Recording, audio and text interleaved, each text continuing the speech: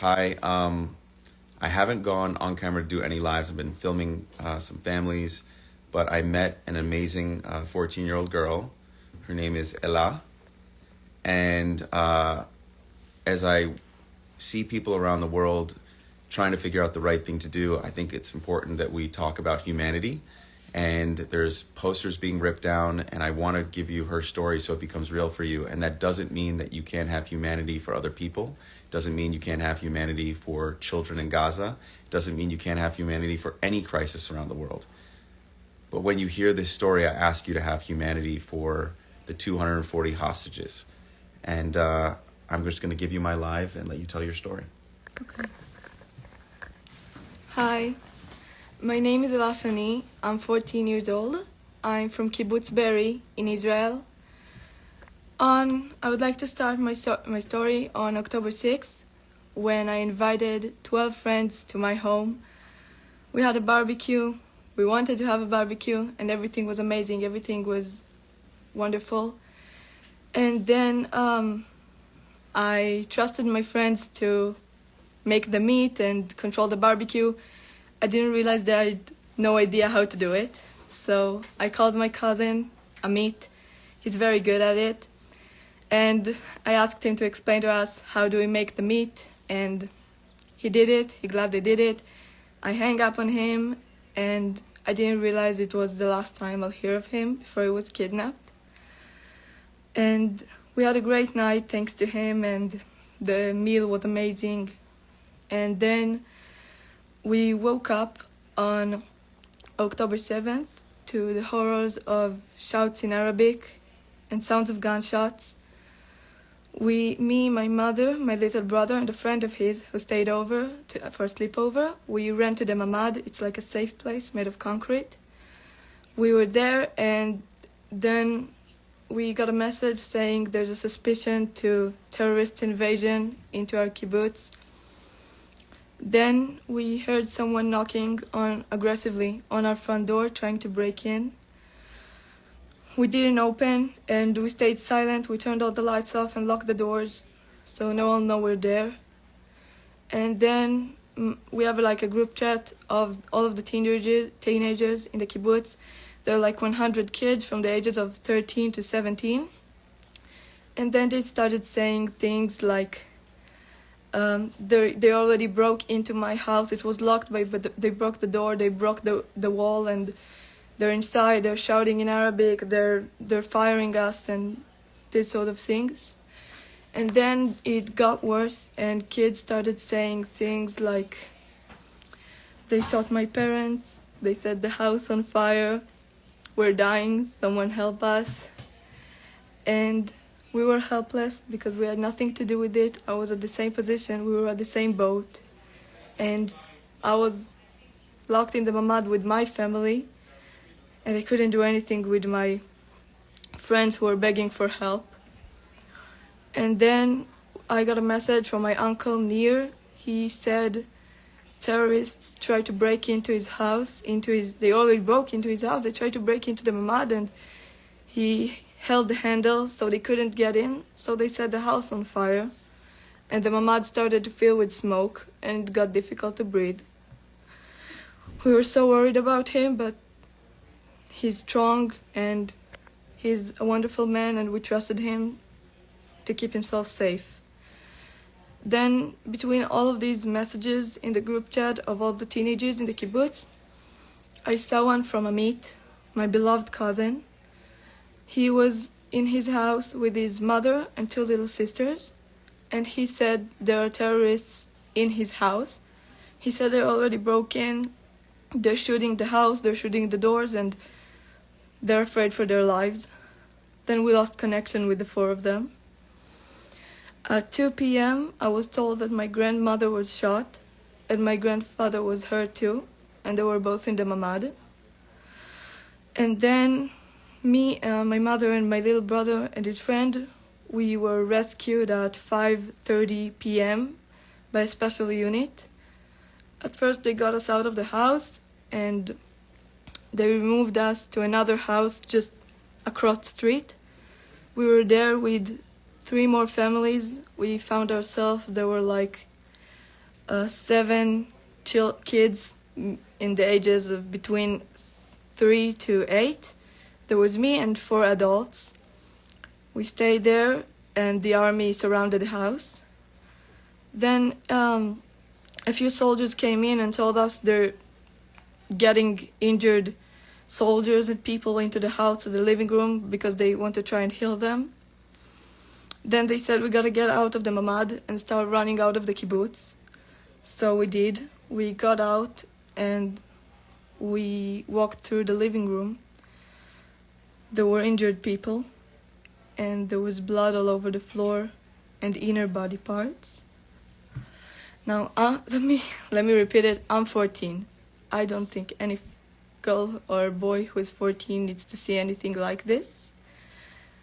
But I was the older sister, and my little brother, he's 8, he was there. So I covered his eyes, and we kept walking.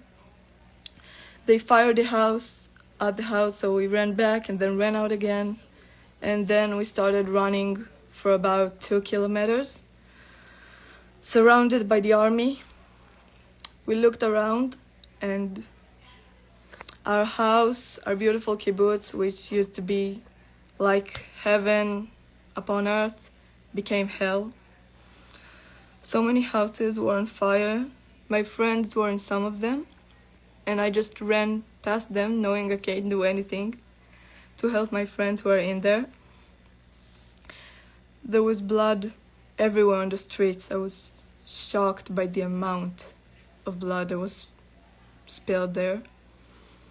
There were exploded cars and houses that were no longer where they used to be. It just didn't look like our kibbutz. It looked like someone dropped a huge bomb on everything. And of course there were bodies by the side of the roads. Some of them were soldiers, some of them civilians, people I used to know, and terrorists too. I saw bodies in terrible conditions. I don't even want to know what happened to these poor souls if they had to get to that condition. We kept running and we got to the bus. We went on it, and there were so many kids who were also rescued. I remember one of my brother's friends, he ran to us with blood all over his face, and he told my brother with a look of horror on his face. My brother's name is Eyal. He said, "Eyal, you won't believe it. I saw how they killed my dad and little sister." Let me clarify, his little sister is 10 months old. Just a baby who was shot. And his mother was shot too. She was taken to the hospital. And I find myself seeing an 8-year-old boy and his 3-year-old brother going on the bus without their parents, without their little sister. We just had to take care of them. And then we got to Tel Aviv, and we started to realize what happened. I was told that my uncle was rescued and he was taken to the hospital because he inhaled a lot of smoke. My cousin, Amit, my cousin's mother, and his 2 little sisters were also rescued, but they said Amit was kidnapped.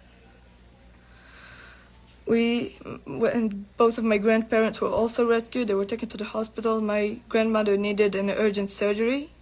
She got hit by 2 or 3 bullets. One of them invaded to her liver, and she survived. Because that's who she is. She's a strong woman, and that's how we are. Then 5 days after the incident, I got a phone call from my cousin, and she told me she was called to identify my dad's body. And I hoped it wasn't him. I hoped she'll get there and she'll have to identify another body. And I just waited for the phone call saying it wasn't him. They made an accident, but it was him. And they shot him, and they burned him. And I buried him 1 day after that. And I'm gonna say it here. I've said it in many places before, and I'll keep saying it because I didn't get to let him hear it, so I'll get all of you to hear it until everyone will know that I'm proud of my dad and that I love him and that he is my dad, even though I didn't call him that because I didn't feel complete and comfortable with letting him hear it. But he is my dad. I'm proud of him and I love him, and I regret not telling him this when he was alive. I hope he hears me from above, and I hope he knows that I love him and I'm proud of him. And I used to identify myself and as a Lashani, but now I'm proud to say that I'm a Lashani cousin.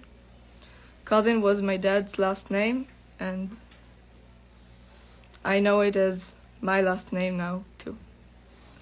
So I buried my dad, and let me tell you, I barely got to mourn him because Amit is still in Gaza.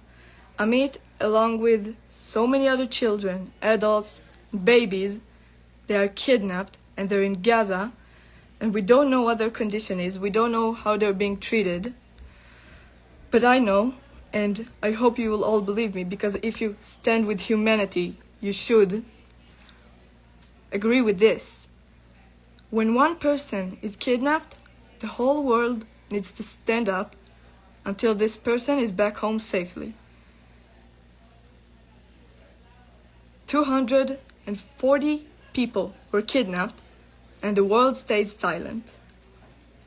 Let me know if that makes sense. It doesn't. And they're all still there. There are our families. And I want you all to take a moment. Please listen to me. Don't ignore my words right now. Listen to me. Take a moment and act like it was your mother, like it was your dad, like it was your sister or brother or best friend or cousin. And imagine how you would feel if they were there. I love Amit, and we all do. And I lost many friends that day too, but I'm here to talk about my family. And I don't know if you know what a kibbutz is like, but it's like a big community, and we're all one big family. And let me tell you, we knew each one of those 1,200 people who used to live in the kibbutz. And we know the 90 of them who were brutally murdered, and we know the 30 of them who were kidnapped and are still held in captivity by terrorists. There are children.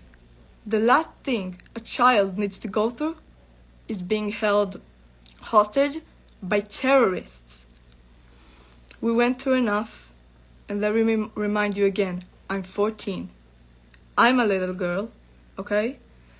And if I'm here and I'm talking about my cousin Amit, he's 16. He's just 16. He's a kid too. And he's there, and there are many other children there. And like I said, adults and babies. They're all there, and their lives can be saved. My dad can't come back. And my friends can't come back. And many other family members of other people. They're all gone. We'll remember them forever, but we can't deal with it right now. And we can't bury them peacefully. We can't mourn our dead because our kids and our families are still out there. So please, do anything you can, anything that can help. Go talk to anyone about it. Every social meeting you have, make sure you say at least 10 words about it. Just say a sentence to anyone you see about the hostages, about the kidnapped kids. 240 people. And they're all there. And these lives can be saved. So do what you can and save lives, please. Thank you. She's 14. Stop tearing down the posters and bring them home.